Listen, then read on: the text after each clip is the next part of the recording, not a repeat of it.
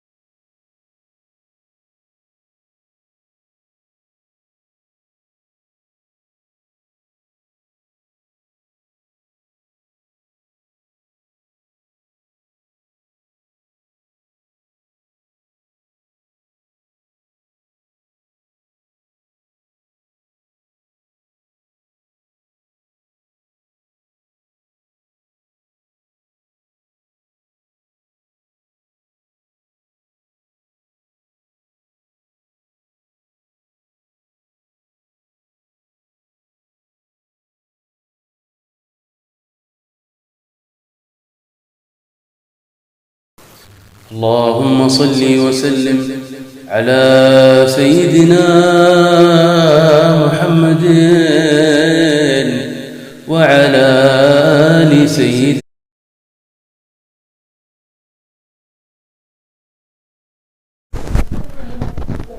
testing mic test.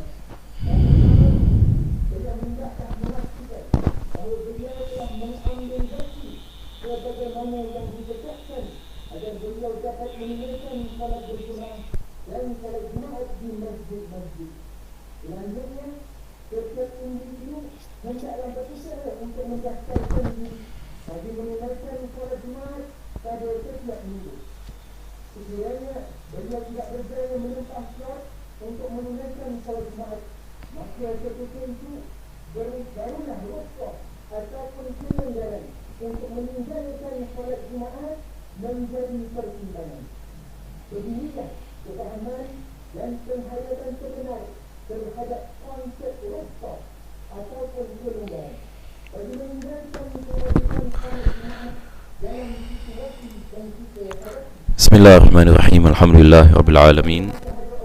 Assalatu wassalamu ala ashrafil anbiya'i wal mursalin Sayyidina Muhammadin wa ala alihi wa sahbihi ajma'in. Alhamdulillah.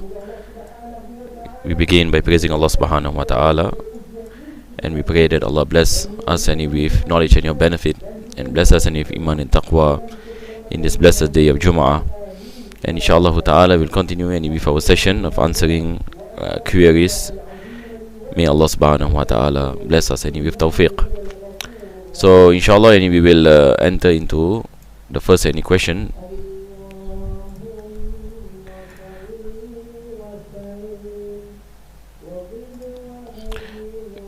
Question is asking, I want to know the hukum hakam if I didn't provide allowance using my own pocket money to my parents-in-law, as my husband didn't provide any nafaqah to me and my kids. Tried to reason out with his siblings, as I barely have enough for myself and my 3 kids, but their reason will always be that my husband had mutually agreed with them to give $100 every month and his berkat to give to the elderly.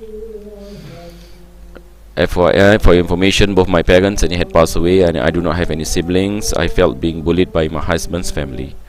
Every day, including weekends, I have to work extra hours just to earn slightly more in order to give the allowance and also to provide everything for my kids and myself. All my salary will be used to pay everything, including the utilities bills.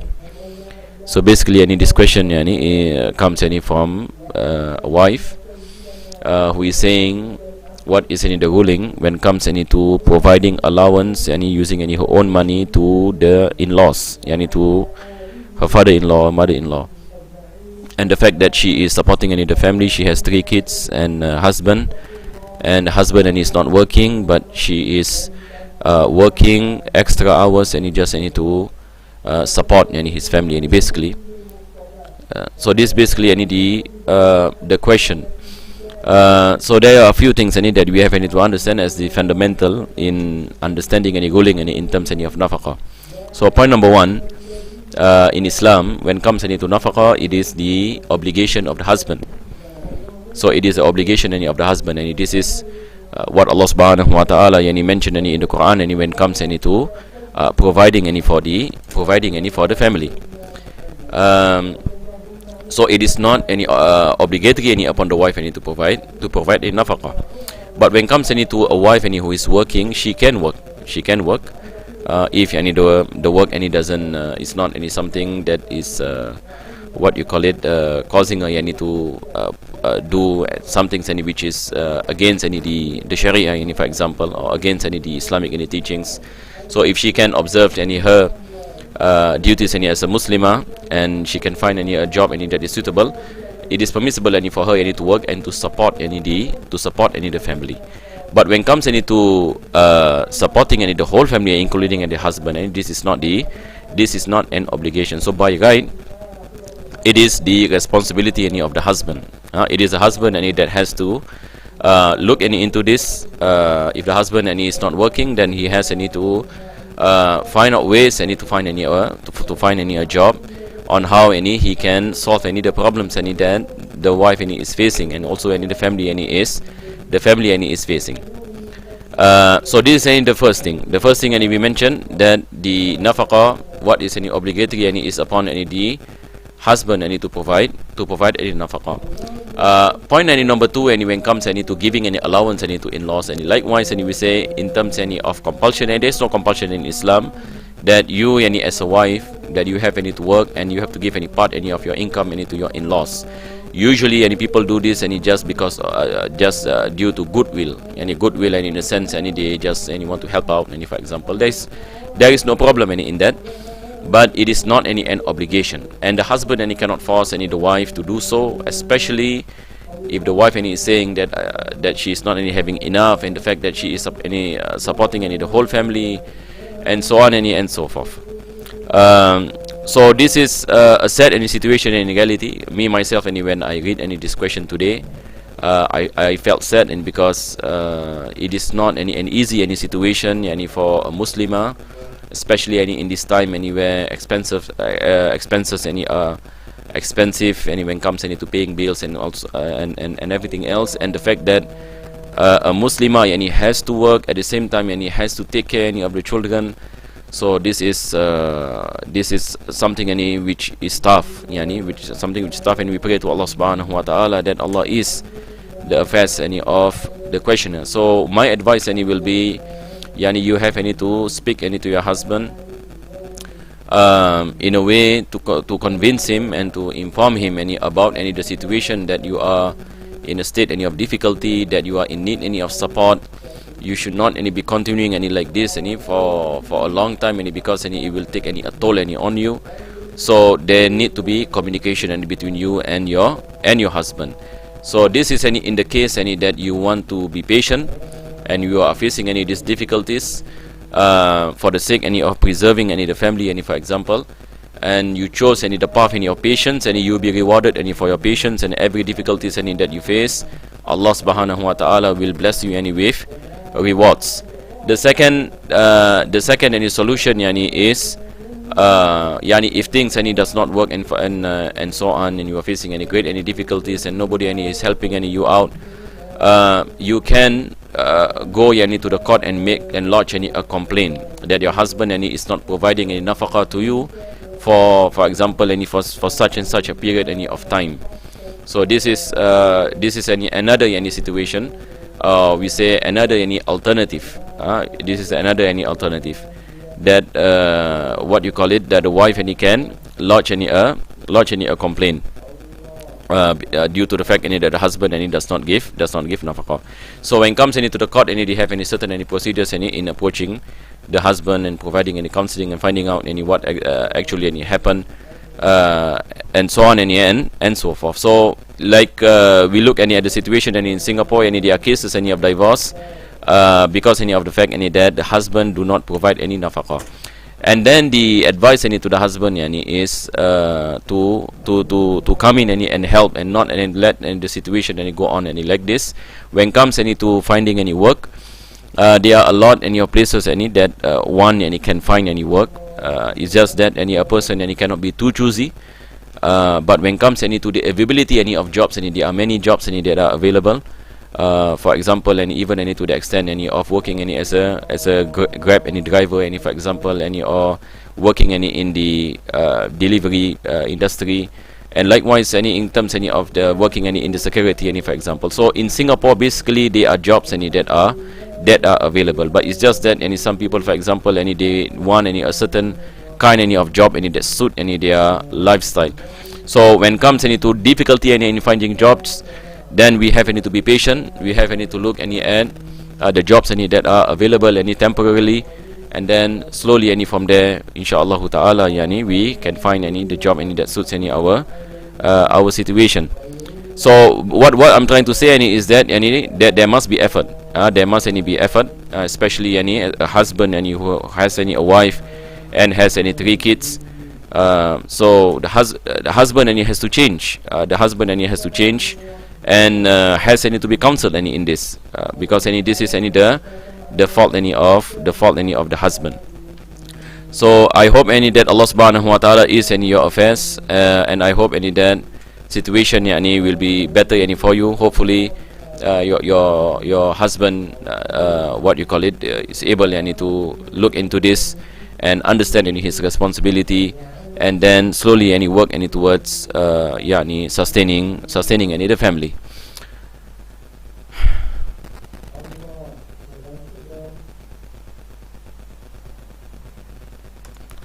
Now we move on to the next question. The question is asking, Assalamu'alaikum, Waalaikum assalam. I would like to seek clarification for a doubt pertaining to efficacy. Why can't we say efficacy comes from a certain thing because Allah designed that thing with the capability to perform said effect? Why can't we say that water quenches thirst because Allah designed water with the ability to quench thirst? From the podcast, the dalil aqli mentioned was the contingency argument, the creation being dependent to Allah for its existence, hence it cannot have power to bring itself into existence. But why can't we say that Allah prescribed any water with limited any powers of quenching thirst? Apologize for this long question. May Allah protect the faith of our ummah, inshallah. So basically this question is asking about the issue of efficacy of created things. So he gave an example. For example, he said that water quenches any thirst. When we drink any water, what we experience is that water quenches our thirst. But in Islam,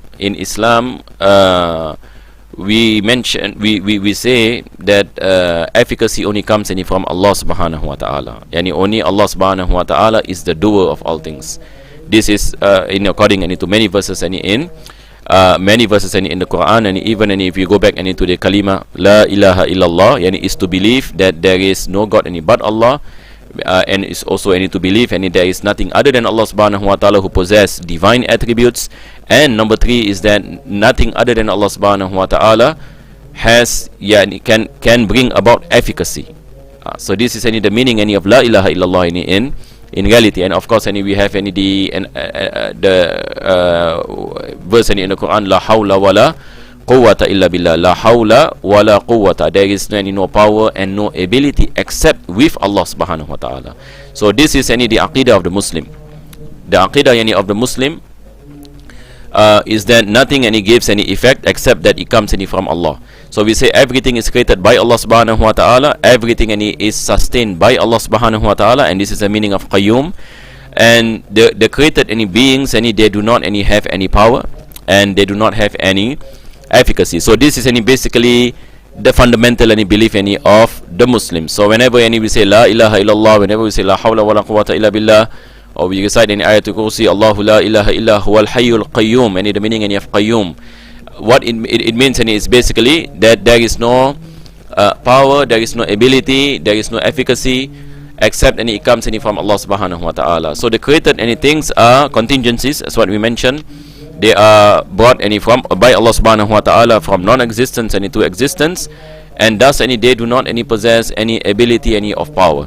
But the question is how do they function? Like the example you gave, that water quench your thirst, and based on our experience that every time I'm thirsty I drink water and I experience any quenching. So Islam explain what actually happen when you consume the means, and we call it the means. So we say that at the point of drinking water, Allah subhanahu wa ta'ala created in you quenching. So water itself does not possess that efficacy to quench. Water is a reason, a means, but the efficacy comes from the maker, not from the thing that is created. But your question is asking, why can Allah subhanahu wa ta'ala store power? What I understand from your question is basically this is exactly what the Mu'tazila is saying, pertaining to something that they call it al-quwwatul muda'ah. Al-quwwatul muda'ah, meaning is stored any power. So basically you are saying, why can Allah subhanahu wa ta'ala he created water and he stored any power in water, in the sense that anybody who drinks this water can be quenched. So how can that person be quenched from the power that is stored by Allah subhanahu wa ta'ala in the water? So this is what I understood from your question, and the thing that you are asking. If we were to say that something that is created by Allah subhanahu wa ta'ala, and the fact that Allah is stored any power in that any particular creation, we are saying that particular creation can function, that particular creation can give any efficacy. It can give any efficacy by itself. It can give efficacy by itself. Allah has stored any power in that particular creation.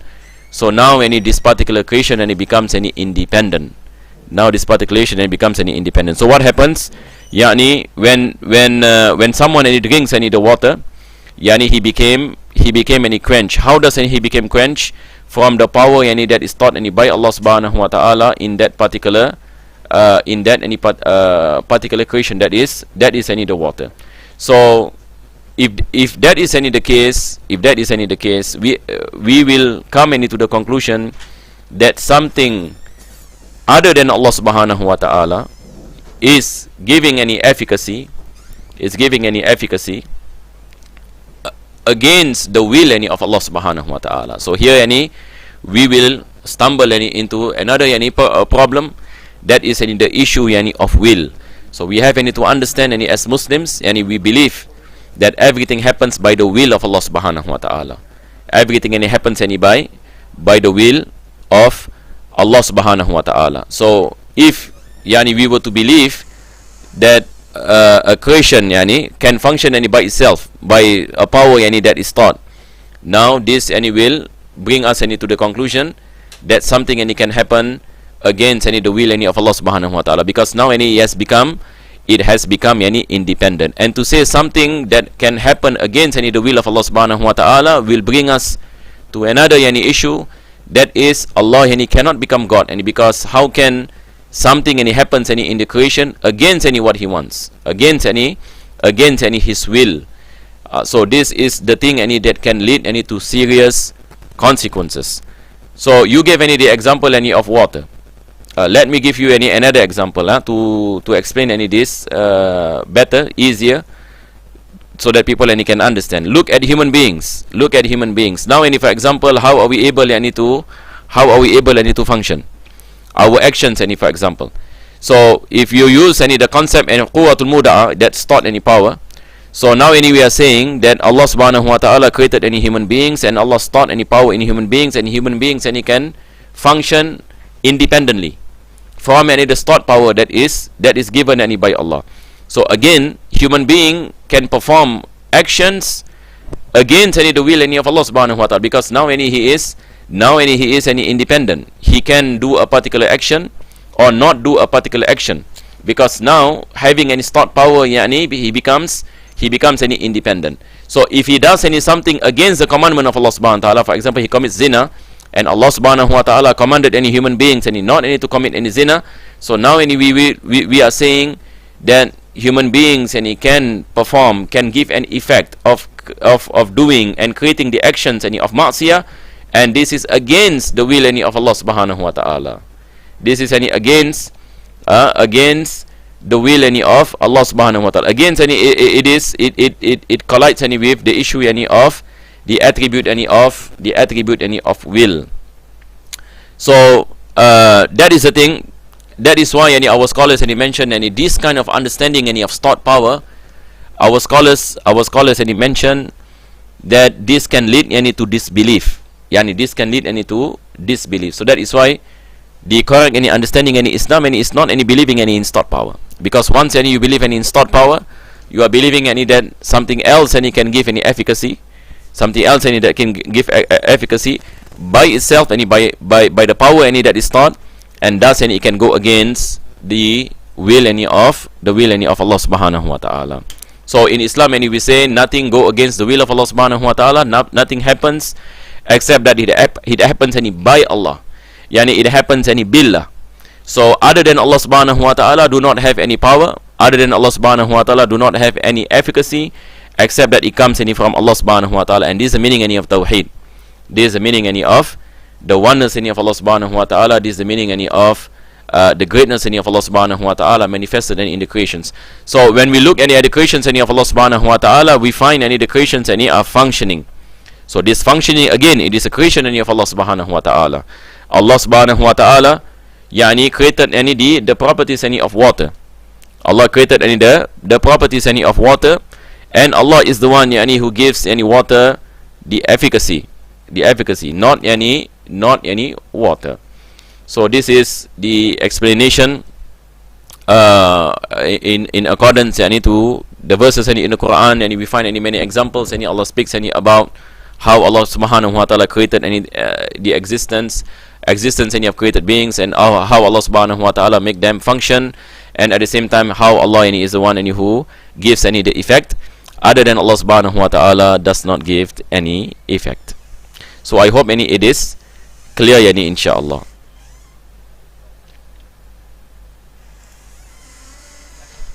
Soalan itu saya menanyakan, Assalamualaikum Ustaz. Waalaikumsalam. Boleh saya bertanya, kalau pekerjaan baru saya ini bawah marine dengan logistik company, tapi diorang ada bawa masuk minuman keras untuk penghantaran kerana logistik company, adakah sumber pekerjaan pendapatan saya haram ataupun syubhah pasal saya kerja dalam bidang accounting sahaja? Mohon penjelasan Ustaz. Tapi tempat kerja ini benarkan kita solat? Terima kasih. Berkenaan dengan bekerja sebagai accountant dalam bidang accounting, seperti mana soalan menanyakan, mengatakan seorang itu bekerja sebagai dalam bidang accountant kepada logistik company. asal pekerjaan ini halal, tidak ada masalah. Yakni dia bukan satu company yang khusus deal dengan arak, tetapi dia adalah logistik ini company, dia deal dengan banyak benda. Cuma kadang-kala ini termasuk arak. Maka perkara yang diharamkan adalah perkara yang diharamkan, yakni berkenaan dengan transaksi ini dengan arak dan sebagainya. Itu adalah perkara yang diharamkan. Dalam masa yang sama, kebanyakan daripada transaksi ini yang dilakukan adalah transaksi ini yang halal. Maka berkenaan ini dengan masalah gaji, kita mengatakan gaji ini adalah gaji ini yang halal, sebab asal ini pekerjaan ini dia tidak ada kena-mengena dengan khusus ini dengan perkara-perkara seperti arak dan juga perkara-perkara yang lain yang diharamkan. Cuma benda-benda ini kalau apabila yakni mereka wujud, maka dia adalah hukum yang khusus bagi perkara tersebut, bagi transaksi tersebut. Maka kita mengatakan transaksi tersebut merupakan transaksi yang haram. Maka hasil yakni pendapatan daripada transaksi itu juga adalah daripada yang haram. Jadi kita tidak mengatakan semua yakni gajinya haram, cuma kita balik ini kepada sesuatu yakni transaksi yakni secara individu. Jadi apa yang saya anjurkan adalah, kalau wallahu alam, yakni kita lihat ini kepada situasi. Kalau sekiranya yakni kita berada dalam keadaan ini seperti itu, maka kita mengatakan ini adalah perkara yakni yang ada sumber yakni haram, maka kita bertaubat ini kepada Allah Subhanahu wa taala, kita minta ampun ini kepada Allah Subhanahu wa taala, kita berdoa kepada Allah agar Allah yakni memberikan kepada kita yakni keadaan yang baik, dan supaya kita dielakkan daripada perkara-perkara yakni seperti ini. Jadi kita berdoa kepada Allah Subhanahu wa taala dalam masa yang sama, yakni kalau sekiranya ia berlaku, kita beristighfar ini kepada Allah Subhanahu wa taala, sebab ini bukan daripada perkara yang kita di bawah yakni kelolaan ini kita.